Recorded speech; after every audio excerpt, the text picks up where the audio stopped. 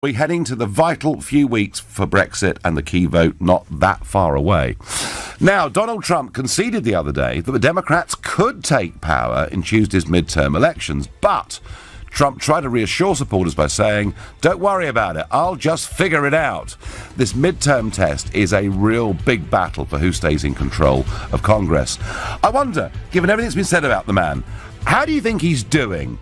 If you think he's been awful, call 0345 6060 973. Maybe you love him, in which case text to 84850. And maybe you've got a prediction for what will happen on Tuesday in America in the midterms. Tweet using the hashtag Farage and LBC at LBC. Get involved. Don't forget you can watch us on Facebook and comment there too. Tuesday is a big day in American politics. It's the midterm elections. Let's just exactly go through what is happening. You have the House of Representatives, the lower house, and all 435 seats are up for grabs in the elections on Tuesday. The current situation is there is a majority in there for the Republicans, but the Democrats would only need a net gain of 24 seats to win a majority. In the Senate, there are 100 seats. At the moment, unbelievably, it's 51-49 to the Republicans, and 35 of those seats are up for election. The general consensus is that in terms of the Senate, Trump will keep control, but in terms of the House, he will probably lose control. Even he himself conceded he might be in for a tough time. And the way this whole American system works, it's a series of checks and balances. And ever since about 1826, incumbent presidents, be they Republican or Democrat, tend to have very bad midterm results. George W. Bush, one of the few people that bucked that trend with the elections taking place in the wake of the 9/11 attacks. So it's a very, very tough time. They have a form in America of postal voting, rather like us. It's called early voting. And as of close of play Friday, 40 million people had already voted, which is a record in terms of numbers participating in early voting at this stage. Interest in this election is huge. Passions are running very, very high. Let's listen to Donald Trump speaking about his main issue at a rally in Montana. You saw these caravans. They don't want that caravan. And by the way, 4 others that are forming. Okay? In countries that we give tremendous amounts, hundreds of millions of dollars a year to in aid. Right? Not anymore. They don't do anything for us. They talk. They talk. They don't do for us. And that's about it for them, because I tell you what, I've had it. They call up, "Oh, we're working so hard." In the meantime, Honduras and El Salvador and all these places, it's horrible what they're doing to us. It's horrible. And Mexico's trying, but I think maybe they could try a little bit harder. What do you think? You think? But I will say these people were vicious, and they broke through into Mexico, throwing rocks and stones. This is the second caravan, which is made up of some very tough young people. Very tough. Criminals in some cases. In many cases. They'll say, "Do you have proof?" "Yeah, I have proof." They threw stones in the police's face. They hurt Mexican police. They hurt Mexican military very badly. They broke through. You saw it. It was on television. It was terrible.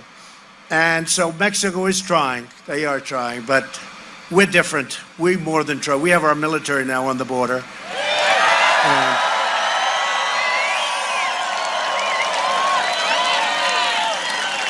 And I noticed all that beautiful barbed wire going up today. It was some barbed wire used properly can be a beautiful sight.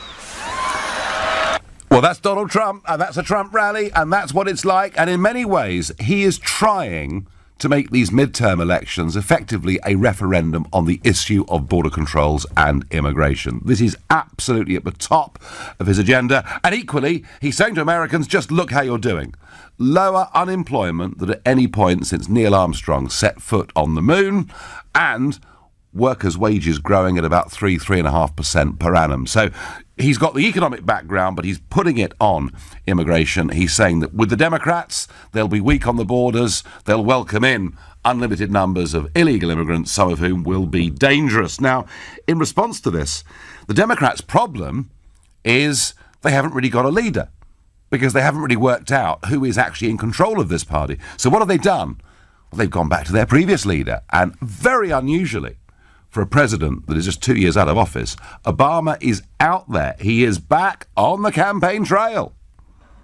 Now in 2018, suddenly they are telling you that the biggest threat to America, the biggest threat is some impoverished refugees 1,000 miles away, on foot, got their babies with them, broke, got no money. This is And you know what? That's not enough just to lie about it. Now, they're sending our brave troops, who, by the way, by law cannot enforce laws on domestic soil. They're sending them down there for a political stunt when they could be with their families. The men and women of our military deserve better than that.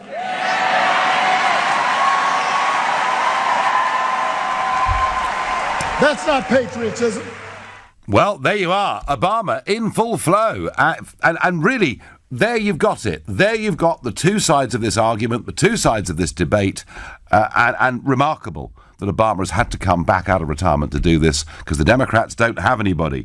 Now, Trump's poll ratings have been up and down. Some indications they've fallen a bit over the course of the last week, but he'll keep pointing to growth at 4.2%, and he sent the army, and this caravan will not get in. Is it going to work for him? There's a former mayor of New York called Ed Koch, and he used to, every day when he was mayor, walk down the street and just say to the public, how am I doing?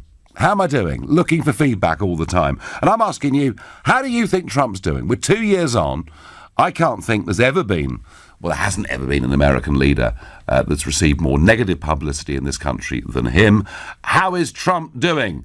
And if you think he's doing dreadfully, he's even worse than you feared, then let me know on 0345 6060 973. Or maybe you just love him and you'd love to be at one of those rallies because you think it's all very exciting, in which case text to 84850.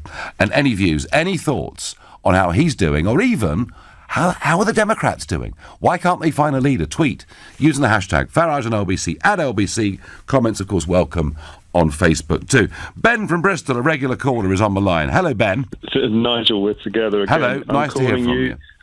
Calling from Babylon. There you are. From Babylon. Oh, yes. Bristol, the Liberal capital of the UK. Can you hear me? Yes. Can you hear me?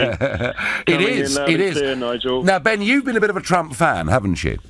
You know, we've spoken about it before. Yeah. You know what, Nigel? I was just thinking when I got in, I can't even remember the last time I spoke to you what the big problem was that Trump had that time. I actually can't even remember. And I said to you, it'll be water off a duck's back, he'll get through it. You know what I mean? They were talking, we're going to impeach him in a couple of days. Well, it could have been water off the duck. It was Stormy Daniels. It could have been like porn stars. It could have been all sorts of things, couldn't it? Yeah. It comes and gone. But as in spite of all of this, we are watching easily a guy who's done more in 2 years than most presidents do in two full terms. When are people going to wake up? Just swallow a bit of pride. It's so nice to be a Trump supporter like I am and to be willing to admit it without shame or fear. Well, do you know what, Ben? I want to stick with the winners. This guy's done an amazing job. Do you know what, Ben? I'm with you. I'm with you. I was I was very, very early out there in this country saying this guy's going to win, and I supported him, as you know, and I still support him. I know his style is a little bit off-putting to some people. Comments about beautiful barbed wire are not necessarily always hitting the mark. But I think he's doing great things, I agree. I just wonder, Ben, do you think the perception of Trump in this country may just have changed? There may be a few more like us out there now. a few closet. They're like the coming out of the closet. Well, it takes a lot of guts because a lot of people turn on you. Either people just turn on me the moment I support Trump. They go nuts. They can't cope. They short circuit. You're going to say, if you go out in Bristol and sort of say quite loudly in a sort of a sort of a wine bar with a vegan restaurant or whatever, and you say, we've got plenty of those. Well, I know. That's why I say it, because I know that in Bristol. And you said you were a Trump supporter. What sort of reaction would you get? Well, I mean, I've walked down to little cafes in the basement. They're doing like resist Trump movements, but I just smile and go to the bathroom. Look at what's happening. I mean, also, I'm a Christian. Do you know how many millions of people are praying for Trump? They love him over there. They love what he's doing because he's putting back in values that a lot of the conservatives and the Christian types that they really appreciate, and it makes the nation more wholesome and more blessed. And the Democrats, they're floundering. No, they're in a mess. They're in a mess. They're going to wheel. I've heard they're going to wheel Hillary out for the next one. I mean, I don't know if this is true, but you know what, Nigel? Let's have a prediction here. I think you're going to get a Trump win all round on Tuesday. Well, Ben, thank you for your call. Thank you. Let me say this about predictions.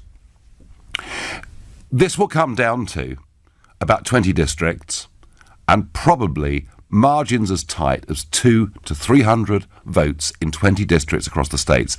The stakes are incredibly high, and yet the number of voters who actually are going to make this huge difference are really very, very few. Anyone that says they can predict what's going to happen on Tuesday, I think they're a fool. Nobody can. All I would say is Trump is very good at being lucky, isn't he? He's very, very good at surprising people again and again and again. This massively increased turnout of early voting says something's going on, but nobody knows exactly what it is. Thomas says, best president we ever had. Christopher says, Obama was once a hero of mine, but not since the Brexit intervention. I think that's right, Christopher. I think in the UK, Obama's stock has gone down. But I'm asking you folks, how is Trump doing? Have you changed your mind? Dave, who's a new caller from Hornchurch, have you changed your mind about the Donald? No, I haven't changed my mind. And the interesting thing, Nigel, good morning to you. Good morning. Is to listen to those two speeches. Now, this is the question I always ask. What would Obama do about that caravan? Nothing. What do you mean nothing? He can't... he would just let them storm over the border? I mean, I can see a lot of... Well, Trump's contention, you can agree or disagree, Trump's contention is the Democrats will do nothing. And the Democrats say, and you heard Obama there, the Democrats say it's not a problem because it's a long way away. What does he mean he'll do nothing? So when that 7,000 arrive at the border, what's he going to do? Well, there are best estimates, somewhere between 10 and 20 million illegal immigrants living in America right now. Well, there's a direct correlation here, Nigel, between what's happening there and what happened at Calais. Uh-huh. And is now beginning to happen again at Calais. Yep. So what are they going to do? Capitulate and let them all in?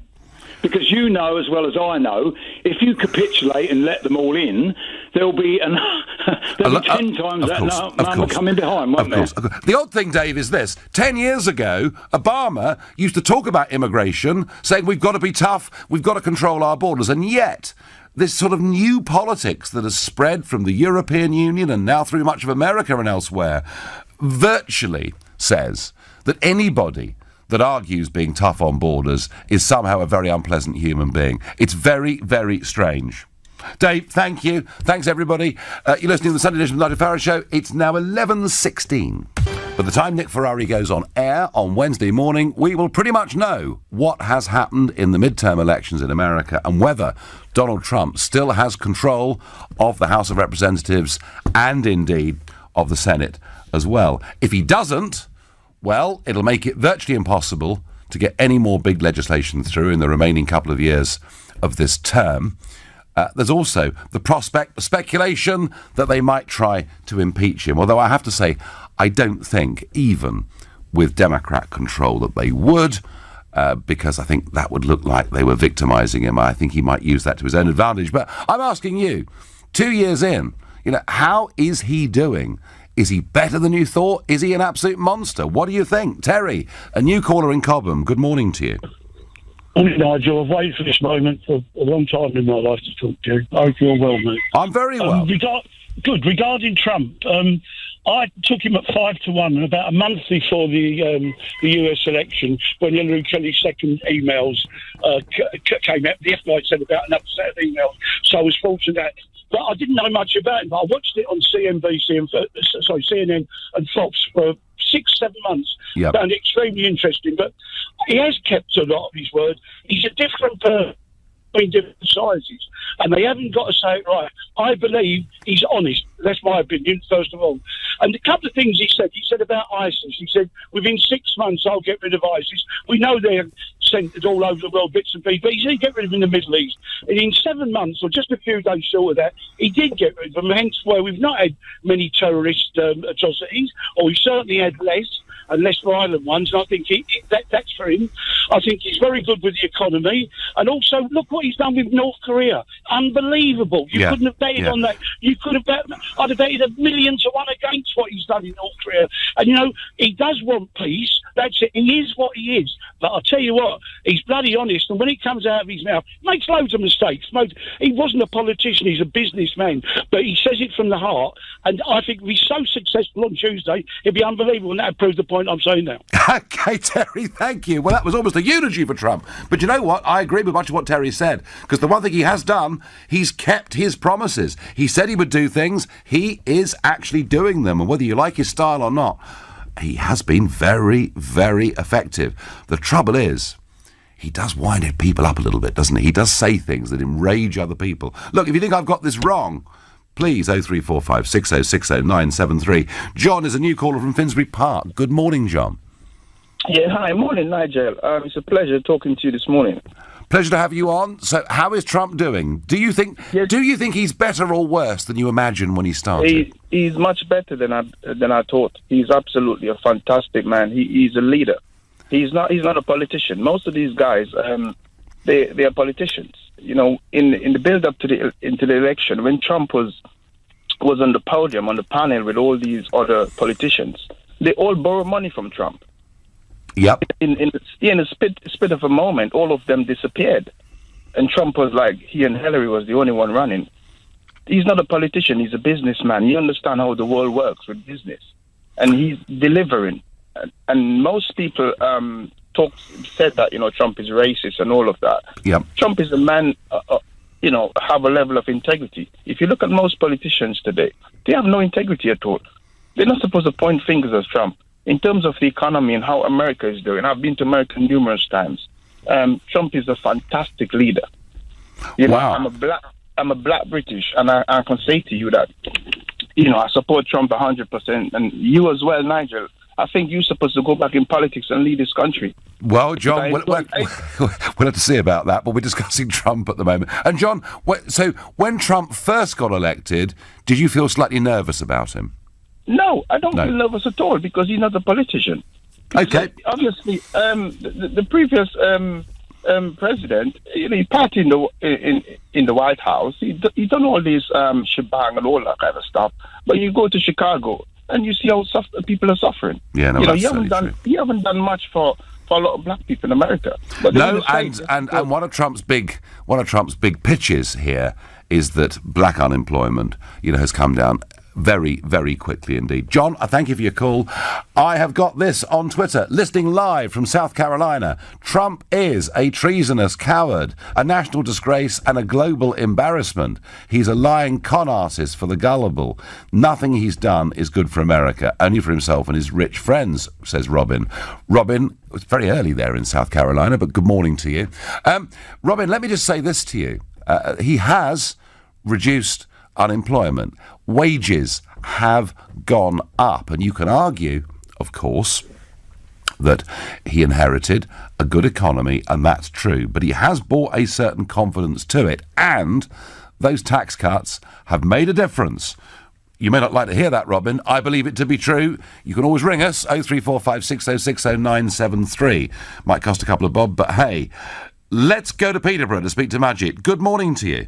Morning, Nigel. How are you? I am very well, thank Great, you. mate. Remember when I spoke to you about the sanctions the EU threatened the president with? Yes. And what I said they picked on the wrong guy. Yes, that's right. I do remember that. Yeah, right, there you are. Well, let me tell you, 2 years ago, when I announced to my family that I was a Trump supporter, I think they must have thought I'd got dementia or gone mad. my three lads looked at me, and all the family looked at me in absolute horror. Trump, I mean, they just went, they couldn't believe it. Now, 2 years on, my three boys, actually, they said, you know what, Dad, you were right. He actually does what he says he does. It's a shame that we can't get somebody to do the same here. Yes, absolutely. Majid, absolutely. And I think you're right, as you say, admitting to the family you like Trump, or sort of a few years ago saying you were thinking of voting UKIP, and they call the doctor. That's right. I mean, my granddaughter called me a racist, basically. So my mum, she said, you can't vote for UKIP. I said, no, they're not. I mean, the thing is, people, it's a knee-jerk. You have to analyse a person to see what he's actually doing. Yeah. Cut away the media and all the bias out of it, and concentrate on what he's doing. And he's actually appealing to the vast majority of ordinary people, rather than the elite or what you'd like to say. No. I mean, Majid, I think your three sons, for the purpose of this call, are our litmus test. And I think there is a shift in this country. I think more people now, respect Trump than did a couple of years ago. Majid, thank you. Going to move to Newcastle to speak to William. William, good morning. Yes. Trump's got his good points, but he's been weak in some very important things for this country, in that when he first came to power, he was opposed to any hydrocarbon sanctions against Russia, which was, the Nord Stream and the Germans and us getting cheap Russian natural gas. Yes. And he was forced to back down on that, and then he showed a picture of his cryptic signature on it, and all that. He backed down. I think he's done the same. In many respects, like he said, he's against these stupid wars, but he's got himself all tied up in Syria and things like that. So in some respect, he's actually being controlled. Well, I think, William, in terms of airstrikes, and one or two things he's got involved in, I mean, he has not taken America into full all-out war, as many of his predecessors had done, but he has done some things militarily that concern one or two of his supporters. That is certainly true. But in general, William, he has kept a lot of promises, hasn't he? Well, I think he has. I mean, I even sort of backed him up a bit. I think we needed somebody like him in this country to bring stimulate our own manufacturing industry and things like that. Again, look after the real working class, rather than getting diverted into all these little left-wing trendy causes and so on. So from that point of view, he has done some good, but I'm still concerned that we're no farther forward to solving our energy crisis and all that. We could be now being forced to buy from the United States about four times the cost or something like that. Well, the cost will be determined by the world market, not by the USA. Let me assure you of that. Although you could argue that the sanctions that are coming in on Iran help to keep the oil price pretty high. Trump has gone for Trump has gone for U.S. natural gas, coal, etc., and America, oil too. America is becoming an exporter in energy, and I guess for blue collar jobs in America that's great. If you're worried about global warming, it's not so great. William, I thank you very much indeed. This caller hasn't got a clue. He has yet to make a speech without a proven lie. He is dishonest, sexist, racist. That's a very short list. Imbecile. If you like him, it says a lot about you. Well, I know that he drives some people to total and utter distraction. And I know they try to take every word he says literally and say, look, this proves that he's an idiot. But the important thing about Trump is not to take everything he says literally, but to always take him seriously. And if you do that, you begin to understand what you're dealing with. I think he's doing great, but there we are. You're listening to a Sunday edition of the Nigel Farage Show here on LBC.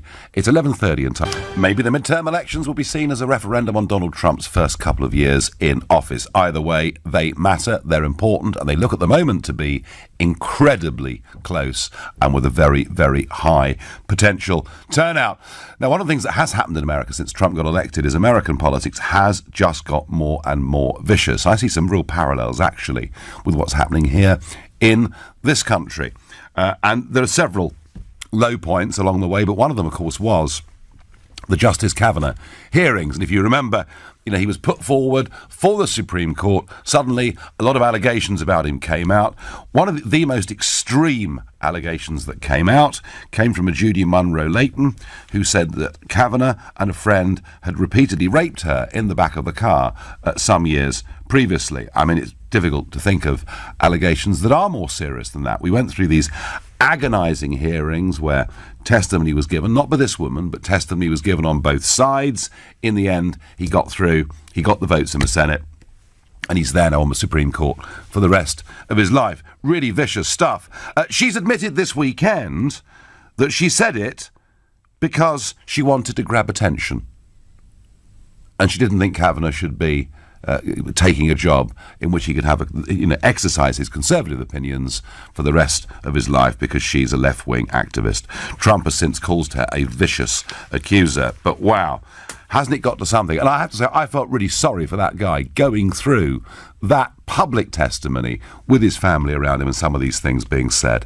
Perhaps a day after Paul Gambaccini gets awarded some compensation for things that were said about him in this country, we have perhaps got to rethink this. I'm not for one moment not saying that terrible things haven't happened in the past, but public accusations made without any evidence or any proof, putting people out of work, ruining the lives of some figures. I'm really worried about this culture, and I think Gambaccini is right, actually. I don't think any of this should be in the public domain until somebody is actually charged. And I do feel that that's the kind of change that is needed in this country and maybe in America too. It seems at the moment people can just chuck accusations around, regardless whether they've got any evidence at all. And there's a lot of that being thrown at Trump over the course of the last couple of years. So, 2 years on, is he doing better or worse than you expected? And I'm off to Stansted to speak to Victoria. Good morning, Victoria. Good morning, Nigel. It's a pleasure to speak to you. 2 years on, I respect you, I respect Trump, and I am a centrist, a conservative voting centrist. But my colossal fears are that you never give breath to the far right. And as we approach, the 100-year anniversary of the First World War, and we've lost Joe Cox, my concern with Trump is his moral compasses are turned down very low, and he may have done the things that he said he was going to do, which benefit the economy and benefit employment. But he inspires indirectly. He, and so did UKIP, to a certain degree. I could get on the board with a lot of the UKIP manifesto, and I have no problem with you directly. I have no problem with Trump directly. But you know, and he knows, that you can, and your rhetoric can, and decisions you make, it can inspire the far right to feel confident to re-emerge for where they were put. Well, Victoria, let me tell you this. In time. Let me tell you this, all right? As far as my and UKIP's role in this is concerned, let's be clear. Not only were we the only political party in Britain who would not admit former BNP members into our organisation in any capacity at all, but, I haven't started yet, but if I hadn't been around, I think Nick Griffin, albeit he wasn't very good on Question Time, but I think Nick Griffin and the BNP could have become a big force in British politics. And I think I was able to appeal directly to BNP voters and say, look, if you're a National Socialist, you keep voting BNP, that's great. But if you're not, and you're doing it because you just want to stick two fingers up to political correctness and much of what's happening in your communities, then come and vote for me. Nobody, Victoria, nobody has done more to break down the far right in British politics than I have. All right, so I feel very strongly about this. You know. No, I couldn't agree with you more. And I am a tremendous fan of yours. And I agree. Going back to what has happened in the 2 years since Trump was voted in, my concern is not that everybody's applauding him for integrity. The man is a Trustafarian ignoramus. And you said about 5 minutes ago on the radio that you feel a shift in this country's politics.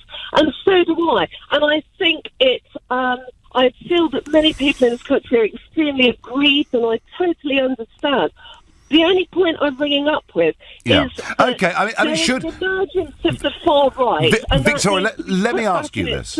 Let me ask you this. Do you think Trump ought to condemn outright, more clearly, some of those far right movements, some of those white supremacist movements that have always existed actually in America? Okay, no, Victoria, that's a point on which I think many people would agree with you. Maybe he needs to be just a bit tougher on some of these groups. Thank you. And by the way, you know, extreme groups in America, white supremacist groups, etc. There's nothing new in any of this. You know, it's always been there.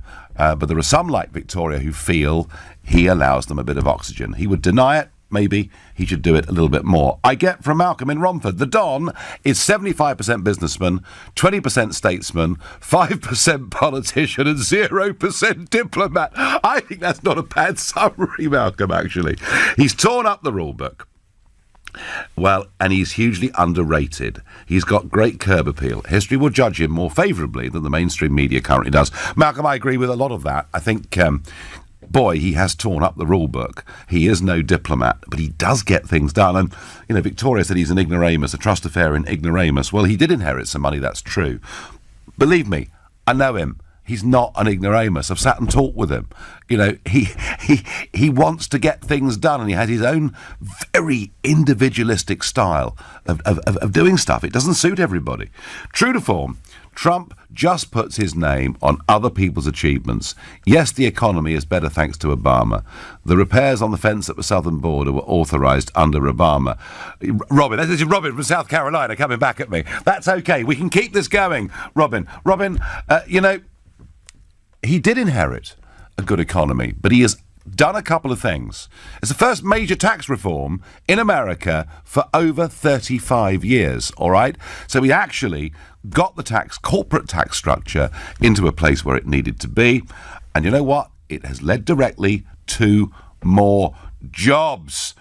Trump is a massive liar. The only reason why things look good on the jobs front is because Obama, well, Ford, you know, okay, fine. But you know something? He also has brought confidence to the American economy. He is a fantastic salesman. Do you know, at Davos, you know, this big gathering of the global financial elites, he was going around the room, shaking hands of billionaire businessmen, saying, hey, when are you investing in America? Come and see me in the Oval Office. He's a salesman. He's out there trying to sell America. And, you know, I get by text, say what you like about the Donald, but he'd have got us out of Europe, no problem. If he was our leader, he wouldn't have been bullied by them. No, he wouldn't have been bullied by them. Mrs. Thatcher wouldn't have been bullied by them, a point that David Mellor made, I think, very, very well earlier this morning. Stephanie is a new caller from Bury St Edmunds in Suffolk. Good morning to you. Hello, Nigel. How are you? Very well. So is he worse or better than you thought he was going to be? Well, I did think he did a lot better than he was supposed to be doing. Originally, you know, he was a businessman, a reality star. I think everyone was a bit right to be a bit sceptical of him. Yeah. And the thing I think that has also helped him, one of his biggest helps has been the Democratic Party. They run on nothing but identity politics. Yes. If you're a woman, you're constantly a victim. You can't do anything without the help of us. Like, I don't ever feel the need to have a party help me. I don't feel the need to claim to be a victim my whole life. Yes, bad things do happen, but they happen to everyone. And, you know, you get the help from your family and your friends, not from a political party. And the Democrats have just run on that, whereas Trump has really run on the issues that Americans care about, the immigration, more money in their pocket through to tax. You know, Stephanie, I think you're right. There's a lot of this victimhood stuff and huge debates that go on within the Democrats about a lot of transgender issues. Toilets particularly seems to be a huge issue that takes up a vast amount of their time. And whilst it does matter to some people, there are other issues that matter to what we can call middle America or the flyover states that matter more. Can you see, Stephanie, the Democrats finding a new leader? At the moment, unless they have someone who wants to run on most issues, no one's really standing out. They need what was basically as the old Democrats to come back. And then, I tell you what, Trump will have a harder time running in the next election. But the thing is, you know, Bernie Sanders is, I think, 78, Joe Biden 75, Hillary's 72 or 73. Exactly. And maybe what the Democrats need is a complete generational shift. You know, let's see. Yeah. Let's see. I was going to say, well, they're not going to have, this socialist woman, because she's not going to make it any better for them, is she? Oh, the new one in New York. No. God. Well, actually, there is a mixture in the Democrats. They have picked some hard left candidates. Equally, they've picked some very centrist candidates in order to take on the Republicans in some of these seats. And so they've also got sort of, you know, ex-army veterans, etc., standing for them. It's going to be a fascinating race. Stephanie, thank you. You're listening to the Sunday edition of the Nigel Farage Show here on LBC, and it is 11:45. It's 2 years since Donald Trump shocked the world by getting elected as US President, and on Tuesday he faces his biggest test to date. Some would argue it's a referendum on Trump. It's the midterm elections. All the seats in the House of Representatives are up, and a third of the seats in the Senate are too. It's going to be a very close call. It's going to be really, really important. You'll find out the results on the Nick Ferrari Show on Wednesday morning. But from this side of the pond, you know, his election was greeted, I think, I say almost universally, because there were some that supported him, but pretty much universally with horror. 2 years on, is he doing well or doing badly? And I'm asking for your perceptions of this. Caroline from Hants says, like him, love him, support him, whatever. His statement that not to worry, as he'll work it out, is just what's needed. What a leader. Well, there you are, Caroline. Some people do see him as a great leader. Others see him as a bit of a monster. I mean, Tony from Milton Keynes says, Trump is a traitor to the US Constitution and a sower of hate speech. Well, I get one here on Twitter.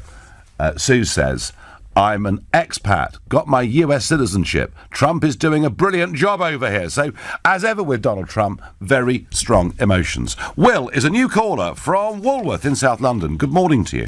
Good morning. Times like this, I like to take it down to the numbers. Yes. I talked about being scared and being horrified. Yep. I think if I was an American citizen, knowing that this year the federal deficit next year will rise to $985 billion US dollars. Well, let's call it, I tell you what, let's call it a trillion between friends, Will, shall we? Between friends? Yeah. There was a statistic out recently, I don't recall the actual source, but it was reputable at the time, I think it was Sky News, that a lot of this has basically gone to companies that have hoarded the money in. Well, there's a huge tax cut for the richest people. Okay. People like, one final thought, people like Caroline, who say earlier that they will take his assertion of, don't worry, raise your hands up, hey, don't worry, kids. I just think that is just a complete platitude from somebody who says he's a businessman, but notwithstanding all the bankruptcies, we know all this already, I don't think he really is a decent businessman, Nigel. And I'd like to know what your thoughts are. Where do you go with that? Well, okay, let's come back. On the business front, look, he had a lot of ups and downs. In the end, he's become a mega success, and he is worth $7 or $8 billion. I don't think there's any doubt about that. Well, there is, because we don't know his tax returns, do we? He didn't disclose them for the first time ever. Oops. Well, because he doesn't have to. Everyone else does. And I have been and stayed at some of the Trump hotels, and I have to say they are, just extraordinary creations. He's got vision. He's good. He has become. He has become hugely successful, Will. I don't know what he was paid to do The American Apprentice, but its numbers, simply you cannot believe the numbers we're talking about for that alone. Well, on the economics of it, okay. So you're absolutely right that whilst growth is 4.2%, whilst unemployment is lower than since before man went on the moon, whilst many good things are happening, there are two criticisms. The first is this. of the corporate tax cuts, and America was very out of tune with the rest of the world on this. And what happened was, you finished up with something like $3 trillion of US profits sitting in bank accounts all over the world, not being repatriated because of 35% corporation tax. He reduced that to 21. A lot of money has come back, and some of it has come back into direct investment, and some of it has come back and given workers Christmas bonuses. But a lot of it has come back and been used in the form of share buyback. So, Will, I have a slight problem with that as well. On the deficit, you're right, he's running a big budget deficit, just as Thatcher did in the early days, just as Reagan did in the early days. The belief, Will, is that what you do is you create an economy that booms so much that you finish up with big surpluses and you start to pay down that deficit. And that is what Thatcher actually was doing for the last few years of her tenure. Does that make sense, Will, or not? It does it makes sense in theory, and I vaguely recall that it was under the Tony Blair years we actually were paying off some debt. I'm old enough to remember the 3G licenses of Spectrum on the, in the mobile phone licenses, and that went straight on the national debt. But I think the problem is, in general, these things, we're heading towards some sort of crash now, aren't we? People say, statistically, on 10 years. Do you know, Will, if that crash in 2008 was caused because there's too much debt around, if you look now at personal debt, corporate debt and national debt across the world, it's about double what it was back in 2008. There we go. So at some point, there is going to be a very, very, very unpleasant turn in the world economy. I don't think it's just yet, but at some point it will. And what America's got to hope, and what Trump's got to hope, is that he's able to get to a position of surplus and start paying some of that debt back. We'll see. These cuts, though, will then filter through the various ways that you just outlined and the ways that have been mooted about, I think, and eventually that 900 million deficit will be eased, if raised ideally, but eased via increased expenditure from those cuts, essentially. Yeah, I mean, look, ordinary folk have had a small tax cut in America as well. The corporate one was the big one. Not all of it's gone to the right place, Will. I accept that. It's difficult, but I think also America was just so outdated in terms of its corporation tax rate that it had to do something. It's not a perfect word. Will, you raise a very, very fair criticism. I'm amazed at you, Nigel. You rave on about Trump. Have you lost your marbles? Anne, if you've been listening to me for the last 2 or 3 years, you'd know that I don't rave on about Trump. I'm prepared to accept. Of course, there are criticisms of style, and I just talked about corporate tax and the way in which it hasn't quite worked out, perhaps, as some would have liked. But would I prefer him to Hillary Clinton, who wanted the European Union not just to be strong, but to basically expand? She wanted America to join a hemispheric common market. I know, I'm happy where I am. Let's go to Taryn, who's a new caller from Kenton. Good morning. Hi, Nigel. It's a pleasure to talk to you. Welcome. So is he better than you thought or worse than you thought 2 years on? Well, to be fair, I think he's always been good. I mean, he was liked in New York by all the lefties down there before he started running for presidency. So, suddenly everyone changed their tune. So, some would argue, Taryn, that actually he was for more years a Democrat than he's been a Republican. Yeah, I mean, he's done a lot for New York as well, and he's always been a favourite for the celebs and the rappers out there. Always mentioned them in their rap videos, etc. But now suddenly they want to post some. Videos of them assassinating him and things like that. So it's funny how things change. And, I think he has made some breakthrough with the black community because it's been a very difficult issue for the Republicans. Definitely, yeah. 85% of the black vote in America has been going Democrat, and there is evidence that Trump is making some inroads there. Yeah, I mean, I wouldn't call anyone who says that they speak on behalf of the black community viable at all. They don't speak on behalf of the black community. He's done more for the black community than the people who claim to be on behalf of them. Okay, so you're pretty impressed, aren't you? Yeah, I mean, look, at the end of the day, he's not a politician. I think it all comes down to what the media think of him, because they seem to control everyone's opinions these days. And I noticed that I consider myself someone who's been red-pilled. I don't know if you heard of that term. Red-pilled? What does that mean? Basically, what it means is that you stop believing the crap that you hear in the media. Oh, right. And you start doing your own research. Okay. How old are you, Taryn? I'm 34. 34. No, I've never heard of the term red pill. I have... Never? No, I've never heard of it. Perhaps it's me. Perhaps I'm a fuddy-duddy. I'm out of touch. I'd never heard of it. There you are. Well, you learn something new every day. Taryn, thank you very much indeed for your call. I'd never heard of that. Have you out there have heard of that term before? Well, gosh, there you are. Well, we live and learn. OK, Tuesday, the midterms. It really is going to be a big, big deal. At 7 a.m, you can tune into Nick Ferrari, and we should know pretty much where we are by then. So another week of excitement. You've been listening to the Nigel Farrow Show here on LBC, and I'm going to be back tomorrow evening at 6 p.m. This afternoon at 3, it's Ian Payne. But up next, it's Majid Nawaz. It's from the film The Matrix, Nigel. It refers to suddenly realising that all the assumptions we had about life have suddenly been blown away from us. Well, I've just learnt it. It's like an awakening. Well, I've just had one. You were clearly red-pilled many, many years ago. Coming up, and